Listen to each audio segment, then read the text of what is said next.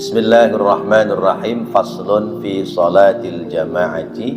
Satu pasal menerangkan tentang salat berjamaah.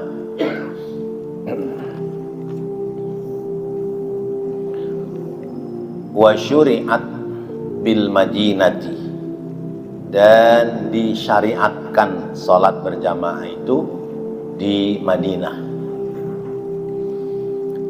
Wa aqalluha, dan sedikitnya salat berjamaah, imamun, satu imam, wa ma'mumun, dan satu makmum. Wahia, dan dia fil jumu'ati, di dalam Jumat. Summa, kemudian fi subhiha, pada subuhnya Jumat. Summa subhi, kemudian subuh yang lain selain Jumat. Summal isya'i, kemudian isya berjamaah. Summal asri, kemudian asar. Summal duhri, kemudian duhur. Summal maghribi, kemudian maghrib. Afdolu, itu tentang keutamaannya. Bapak-bapak, hadirin dan saudara-saudara, bahas tentang sholat jamaah. Sholat jamaah itu hukumnya apa? Wajib apa sunnah? Wajib, berarti kalau nggak berjamaah dosa.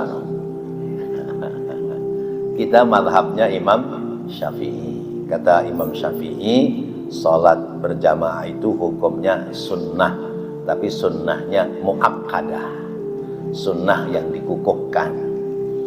Tapi kalau imam-imam yang lain menghukumi wajib, ya. Terutama Imam Abu Hanifah itu mengatakan bahwa sholat berjamaah hukumnya wajib.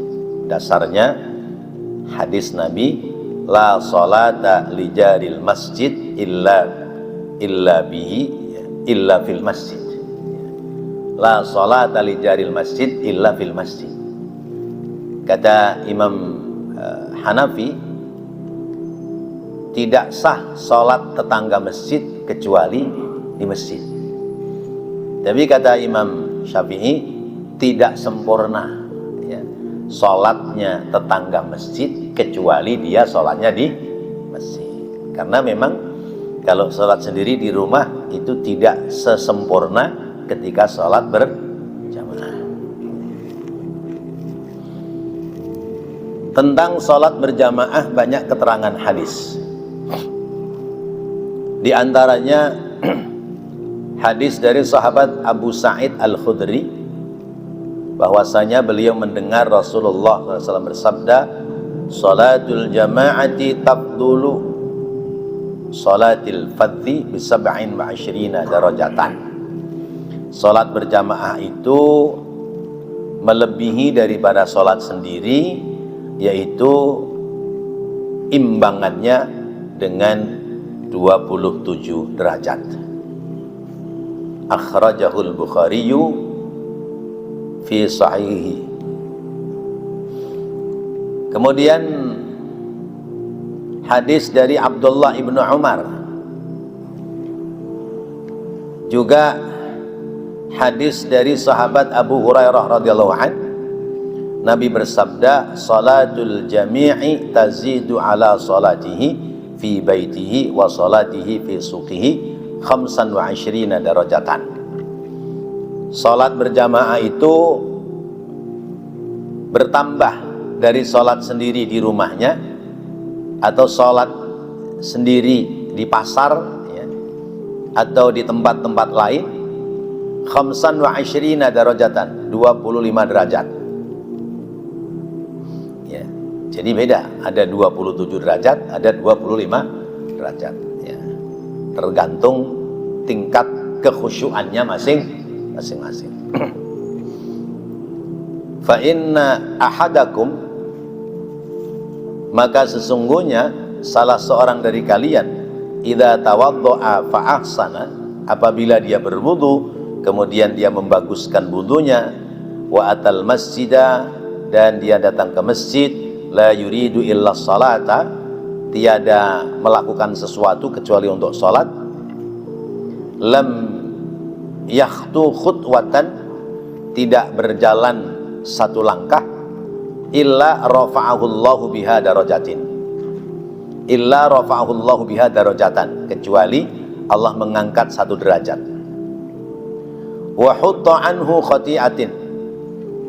Wa hutta anhu khati'atun, dan dihapus daripadanya ya, satu kesalahan. Hatta yadkhulal masjidah, sehingga dia masuk ke dalam masjid.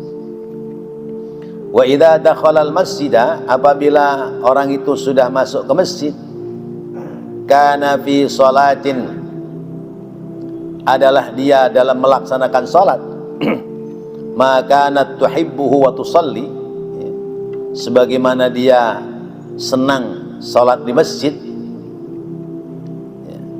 maka kanat tuhibbuhu wa tusalli, dan mendoakan, yakni alaihi, yaitu kepada orang yang salat di masjid, al malaikatu, para malaikat, madama fi majlisihi alladhi yusalli fihi, sepanjang dia sedang berada di majelis yang dia salat di dalamnya. Doanya malaikat, Allahumma ighfir lahu, Allahumma arhamhu, ya Allah ampuni dia, ya Allah sayangi dia. Malam yuhaddis fihi, sepanjang dia tidak berhadas atau tidak melakukan hal-hal ya selain daripada keperluan sholat.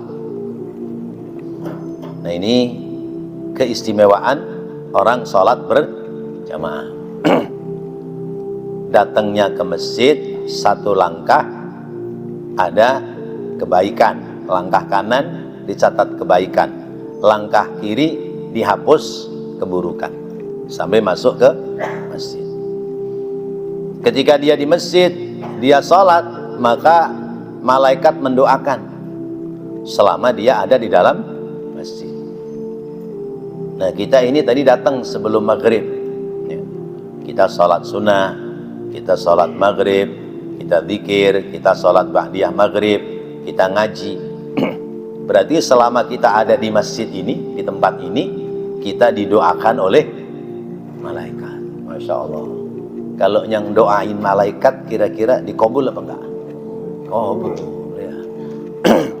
Doanya enteng, Allahumma ighfir lahu, Allahumma arhamhu, ya Allah ampuni dia, ya Allah sayangi dia. Tuh, kalau kita salat di masjid berjamaah.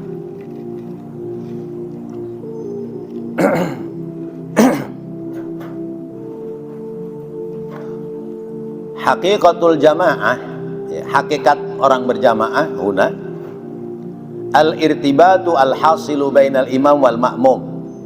Ini adanya di syarahnya, di kitab Bapak nggak ada ya.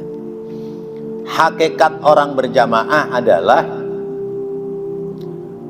menyambungnya menyambungnya keuntungan, menyambungnya hasil maksud kebaikan antara imam dengan makmum. Walau wahidan, sekalipun makmumnya sendirian. Wahia min khasaisi hadhil ummati, dan ini adalah kekhususan daripada umat Nabi Muhammad SAW. Lalu hikmahnya apa? Hikmah disyariatkannya salat berjamaah yaitu qiyamu nizamil ulfati bainal musallin, yaitu qiyamu nizamil ulfati ya, menyambungnya ya, runtutan ya, pertemanan ya, menyambungnya tatanan dalam kecintaan antar orang yang sholat. Jadi orang sholat berjamaah itu ada sambungan ulfah ya, kecintaan antara satu dengan yang lain. Walidha syuri'at al-masajidu, maka disyariatkan sholat ya, berjamaah itu ada di masjid. Fil mahali liyahsulat ta'ahudu bil liqa'i fi awqatis salat bainal jiran, supaya memperoleh ya, persambungan persahabatan, ada pertemuan antar tetangga, yaitu pada waktu-waktu sholat. Itu poin hikmah daripada sholat berjamaah. Wali'annahu qad ya'lamul jahilu minal alimi ma yajhaluhu min ahkamiha. Wali'anna maratiban nas mutafawitatan fil ibadati. Kemudian poin yang kedua, supaya orang-orang yang belum mengerti sholat, dia bisa belajar kepada orang yang mengerti sholat atas kekurangan-kekurangan dalam dia sholat, baik dari segi hukum-hukumnya maupun yang lainnya. Jadi yang nggak ngerti tatanan sholat, ketika jamaah ke masjid, akhirnya dia ngerti tatanan sholat sekalipun belum sempurna. Karena apa? Tingkatan orang dalam ibadah itu beda-beda sesuai dengan kapasitas kemampuan ilmunya masing-masing. Maka pantas kalau kemudian tingkat pahalanya ada yang 27, ada yang 25, bahkan mungkin ada yang kurang dari 25 itu. Tapi ketika kita berjamaah, ya, setidaknya akan menjadi sempurna sholat kita, karena kekurangan-kekurangan kita dalam mengerjakan sholat ketika berjamaah masih ditanggung oleh teman-teman kita dalam jamaah. Paling tidak imam itu menanggung kekurangan dari sholat-sholatnya si makmum. Sehingga ketika sholat berjamaah lebih berpotensi sholat kita diterima oleh Allah ketimbang kita sholat sendiri. Itu faedahnya.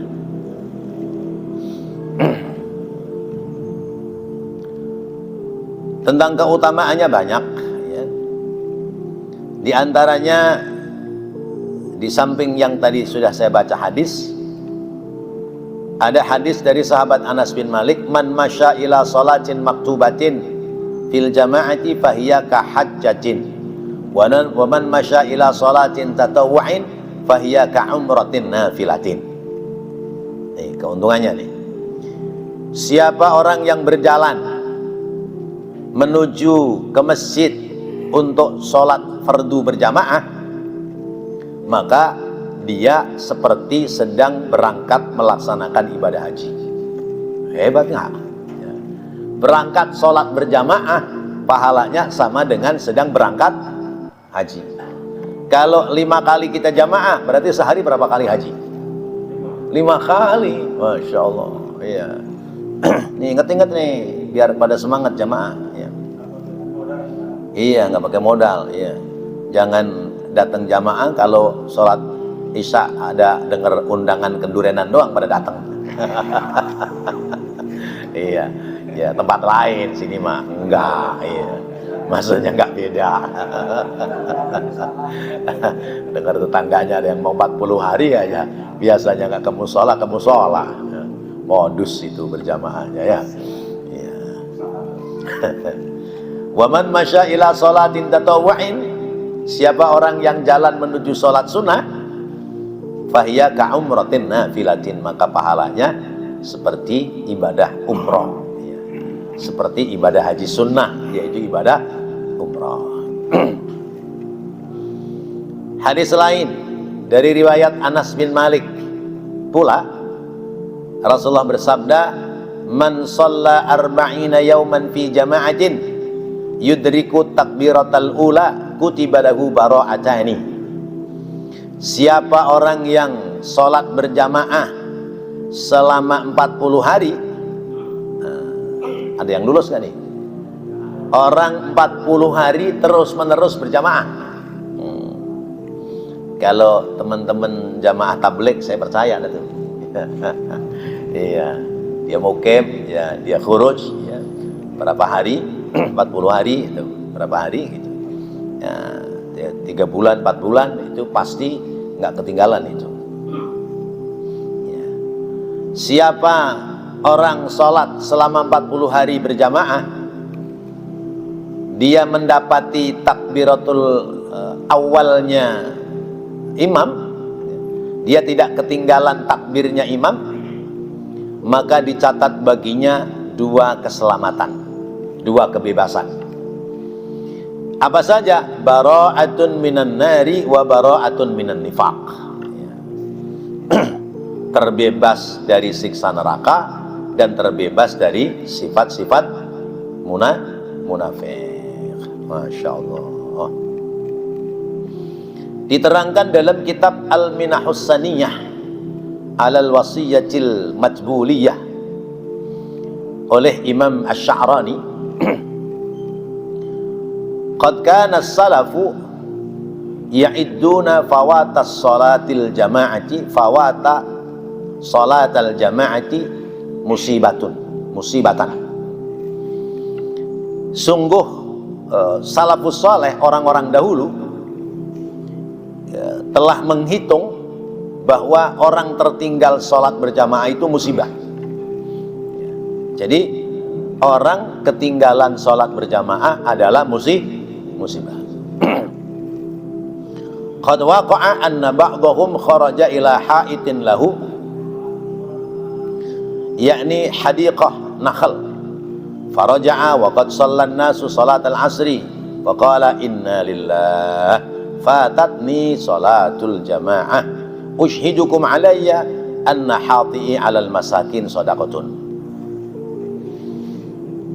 Ada riwayat salah seorang sahabat, di kitab lain dijelaskan sahabat Umar.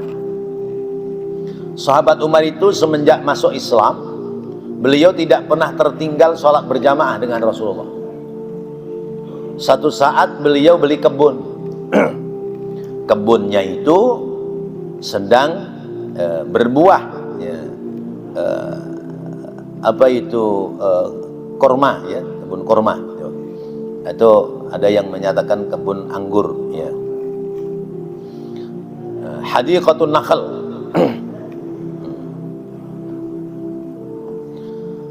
Kemudian beliau lagi meneliti itu buah-buahannya, ya. Nggak dengar adzan, karena nggak pakai speaker zaman dulu, ya.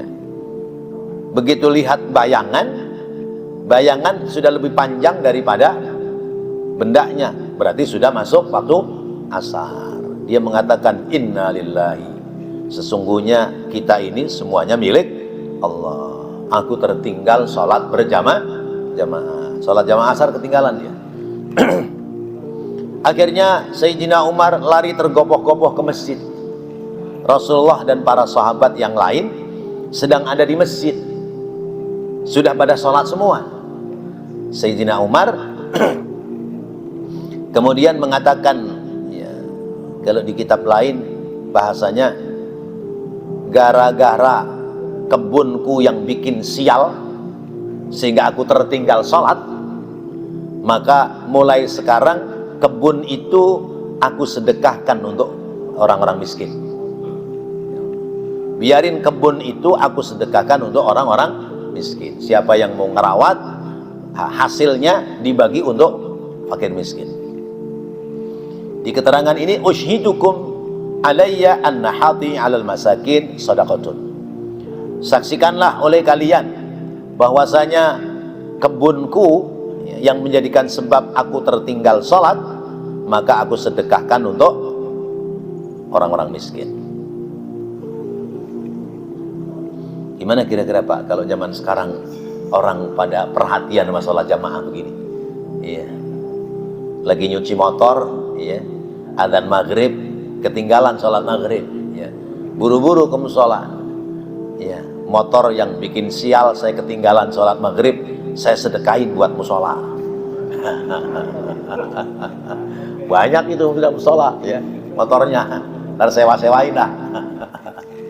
Masya Allah. Berarti kita ini banyak kena sial gara-gara kita ninggalin sholat berjamaah. Tapi berasa nggak? Berasa kena sial nggak? Kehilangan sholat berjamaah. Masya Allah. Tapi kalau kehilangan duit cepet aja. Iya. Kesel, nyesel, marah, ya. Ya Allah. Wafatat Abdullah bin Umar radhiyallahu anhuma. Nah, ini putranya. Kalau tadi Sayyidina Umar, ini putranya Sayyidina Abdullah bin Umar. Fatat sholatul isya'i fil jama'ati. Sayyidina Abdullah bin Umar ketinggalan sholat isya berjamaah. Fasalla tilkal lailata hatta tatlu al-fajr. Jabron lima fatahu min sholatil isya fil jamaah. Maka Sayyidina Abdullah ibnu Umar sholat sepanjang malam sampai terbit fajar buat nambel karena ketinggalan sholat isya berjamaah. Masya Allah. Kita bagaimana ini? Kita mah sepele-sepele aja. Kita ninggalin sholat, ya, anggapan kita sepele. Ninggalin sholat berjamaah, kita masih nganggap sepele. Karena apa? Pahalanya tidak dikontan oleh Allah Subhanahu wa ta'ala. 27 juta dengan 1 juta, kita mestinya kalau cerdas milih yang 27 juta. Tapi banyak kan milih yang mana? Biarin deh 1 juta nggak apa-apa. Daripada enggak. Itu karena belum dikontan ya. Kalau dikontan orang berebut. Itu contoh. Ada lagi riwayat yaitu Imam Ubaidillah bin Amr bin Umar Al-Qawariri rahimahullahu taala. Qala, dia berkata, Imam Ubaidillah bin Umar Al-Qawariri, lam takun tafutuni salatun fil jamaah.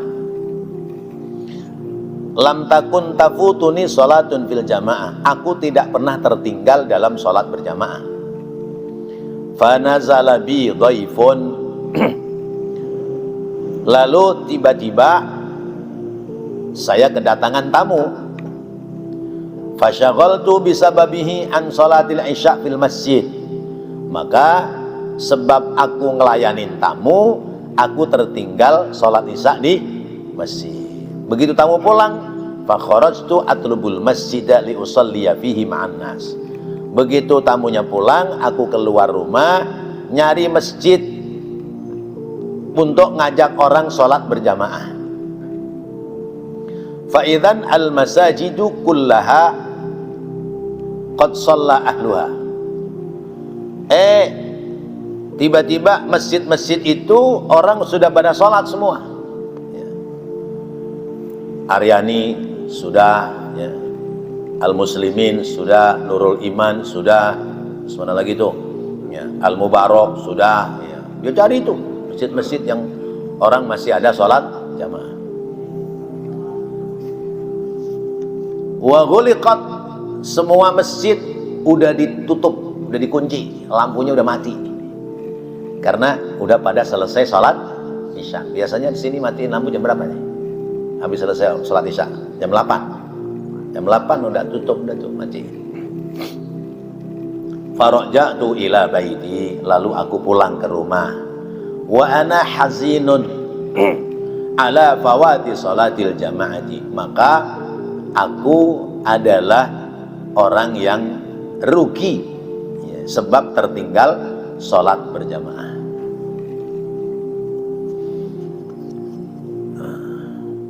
Fakultu, lalu aku berkata, aku bergumam, warada fil hadisi, ada keterangan dalam hadis, inna salatal jama'ati tazidu ala salatil fardhi sab'an wa ishrina.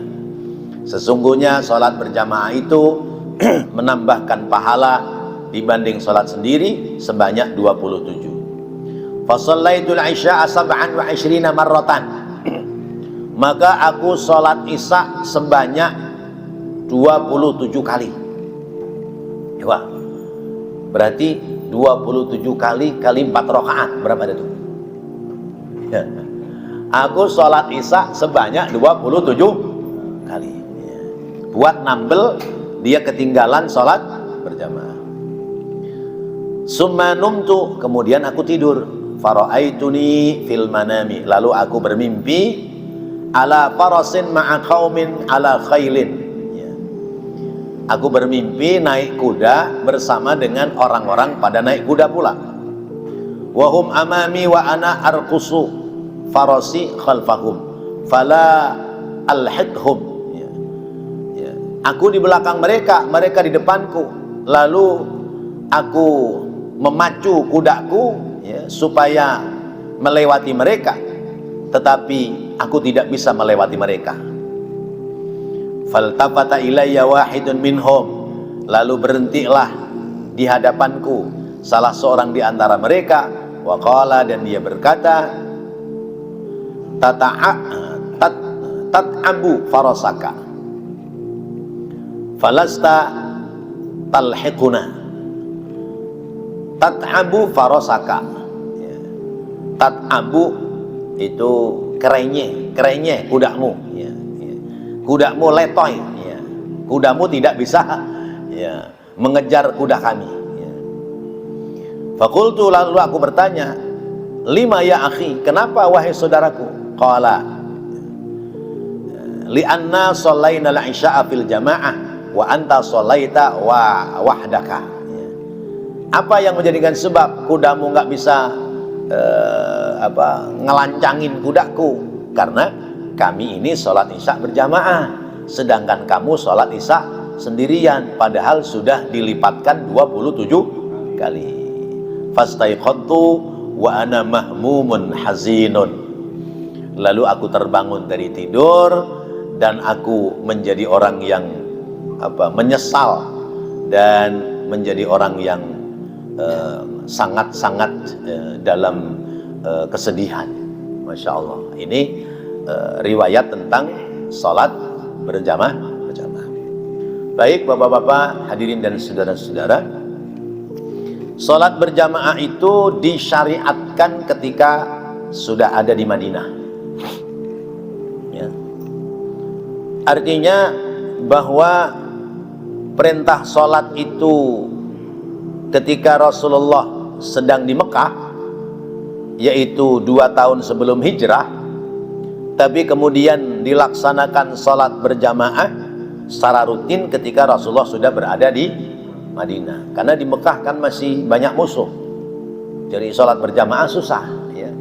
Kayak orang Palestina hari ini ya, sholat jamaah susah. Tapi sekalipun taruhannya nyawa, mereka tetap aja 5 waktu ke masjid ya, padahal ditodong oleh pistol, bedil, meriam, tapi nggak menyurutkan mereka semangat untuk berjamaah.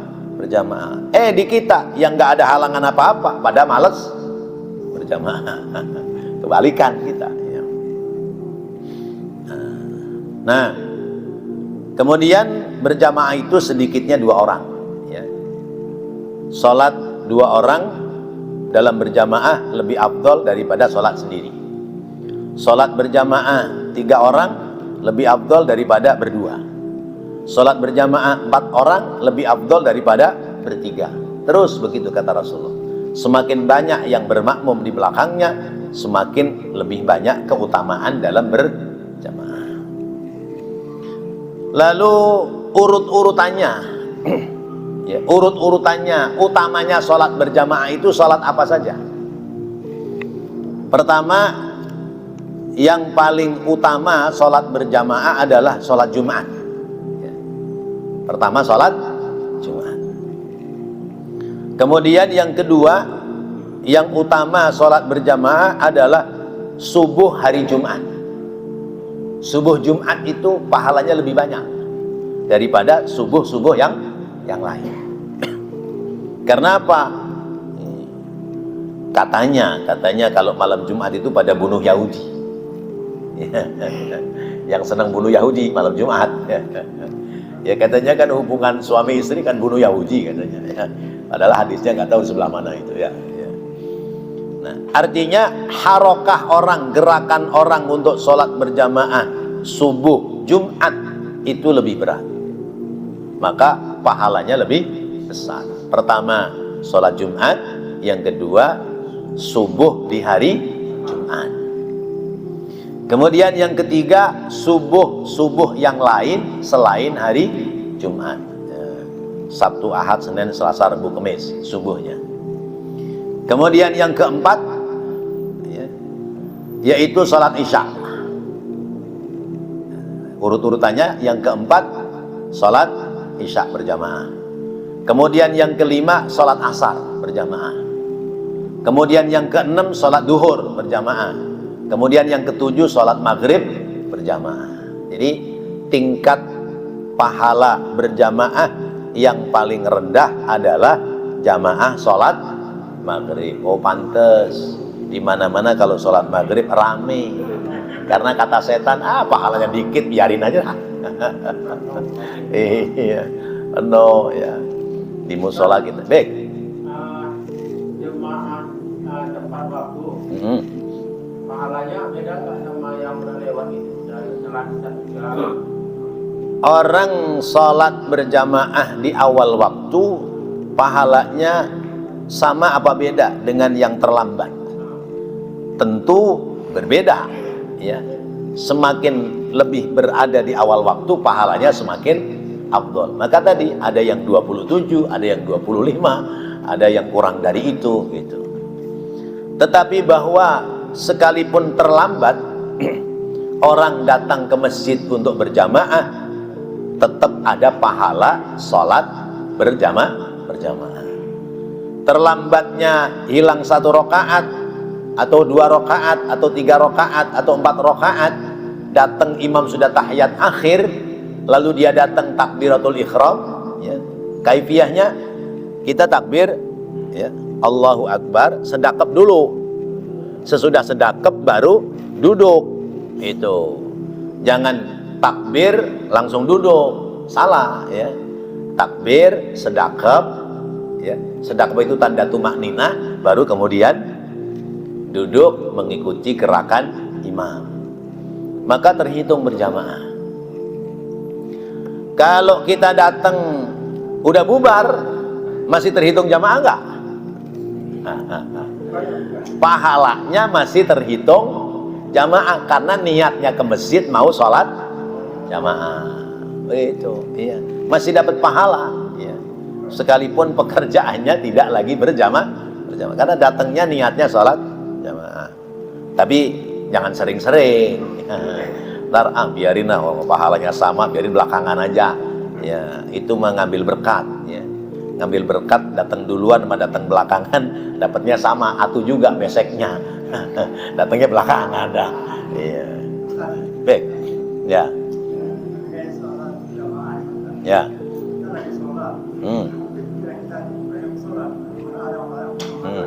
Ya. Kita lagi sholat, ya. Pikiran kita melayang-layang kemana-mana, ya. Bagaimana sholat kita diterima apa enggak? Itu urusan Allah, ya, ya. Karena saya bukan Allah, saya juga belum pernah dengar berita dari Allah secara langsung, ya. Tapi bahwa sholat, ya, sholat yang bagus itu, yang menjadikan keberuntungan bagi orang yang sholat adalah alladzina hum fi sholatihim khashi'un. Qad aflahal mu'minun alladzina hum fi salatihim khusyuk. Sungguh beruntung orang mukmin manakala mereka salatnya khusyuk. Berarti kalau belum khusyuk belum beruntung. Urusan pahala, ya, urusan diterima atau tidak itu urusan Allah. Nah, sebab keseriusan kita dalam salat berjamaah itu juga sudah ada nilai di sisi Allah. Kan pernah saya contohkan, kunci sepeda motor saya hilang, ya. Lalu saya minta tolong sama Heri, tolong cariin kunci motor. Tadi kayaknya jatuh deh, lagi mau wudhu ke musola, jatuh. Baik Ustadz, jalan beliau mencari. Jalan mencari itu berarti sudah menjalankan perintah, ya. Dicari ketemu. Kata kita alhamdulillah, berarti bagus, ya. Dia nyari nih, udah ngubek, nggak ketemu, balik lagi lapor ke kita, Ustadz mohon maaf nggak ketemu kunci motornya. Apa kata kita? Ya udah biarin aja dah, ntar gampang dibikin duplikat. Itu artinya sekalipun tidak sampai pada tujuan, tapi gerakan mengerjakannya itu menjadikan sebab saya ridho sama dia. Gitu. Saya senang sama dia karena dia sudah mengerjakan. Nah, lain hal kalau Her, tolong cariin kunci saya, kayaknya jatuh di kamar mandi dah, di tempat wudhu. Ah, nggak mau Ustaz, saya ada keperluan lain. Bagaimana kira-kira? Nah itu, jadi kita membuat logika seperti itu aja. Ya. Sholat kita sudah sempurna, ibarat nyari kunci, ketemu, maka prestasinya lebih bagus di sisi Allah. Sholat kita belum sempurna, ibarat nyari kunci, kita udah jalanin, tapi belum ketemu. Terserah Allah dah nanti penilaiannya bagaimana. Ya. Yang penting kita sudah jalanin. Ya. Tapi kalau Allah perintah kita menolak, bagaimana ada tuh? Sanksi nanti dari Allah Subhanahu wa ta'ala. Jadi ukurannya begitu. Sebab kalau saya bilang, oh bapak sholatnya nggak sah, nanti sampean nggak sholat lagi. Iya, wah daripada sholat capek-capek mungkin nggak sah sholatnya nggak sah. Gitu, ya. Kita latihan terus sampai kemudian sholat kita khusyuk. Demikian. Ya.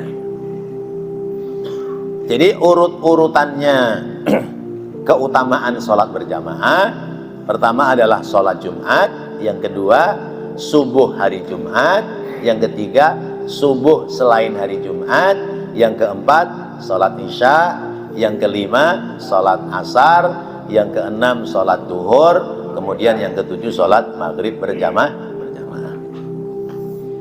Masih ada pertanyaan lain? Ya. Ya.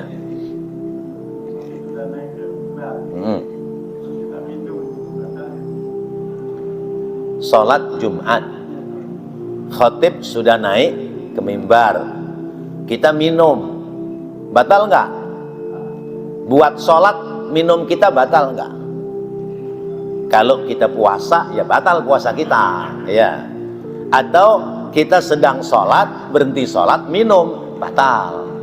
Tapi kalau kita minum, ya, khatib naik ke mimbar, berarti kita tidak sedang melaksanakan sholat. Sesudah minum kita sholat, maka sholat kita tidak batal. Atau mungkin maksud Pak Haji Rahmat begini, bahwa mendengarkan khutbah itu bagian dari kesempurnaan sholat Jumat. Sampai kata Nabi, siapa yang menggosok-gosokkan batu cincin, maka dia termasuk lago, termasuk main-main, ya. Jadi misalnya nih cincin saya buruk nih, ya, khatib sedang khutbah di mimbar, saya gosok-gosok begini nih, ini lago ini, ya, main-main, ya. Nah terus kalau minum bagaimana? Nah minum ini kategorinya darurat apa enggak? Kalau kategori darurat sebab serak, kalau enggak saya minumin bisa batuk-batuk, ya, maka silakan, ya.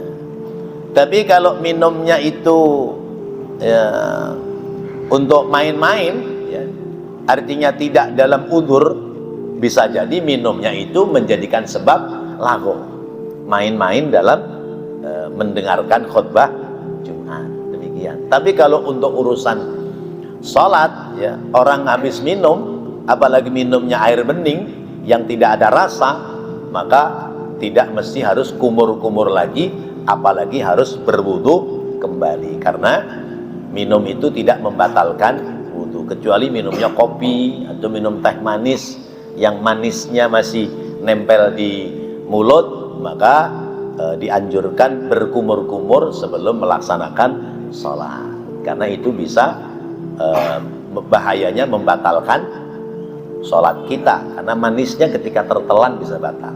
Demikian, wallahu a'lam bissawab. Mudah-mudahan menjadi ilmu yang bermanfaat. Amin ya Allah ya rabbal alamin. Rabbana taqabbal minna innaka antas sami'ul alim wa tub alaina innaka antat tawwabur rahim. Rabbighfir warham wa anta khairur rahimin. Wa sallallahu ala sayyidina Muhammadin wa ala alihi wa sahbihi wa sallam. Walhamdulillahi rabbil alamin. Oh, ada berkat ini. Ada pembukaan kali ya? Baru diomongin tadi. Baru diomongin ya. Ya Allah. Yes. Mudah-mudahan semuanya jadi tambah berkah. Ya. Amin ya rabbal alamin. Assalamualaikum warahmatullahi wabarakatuh.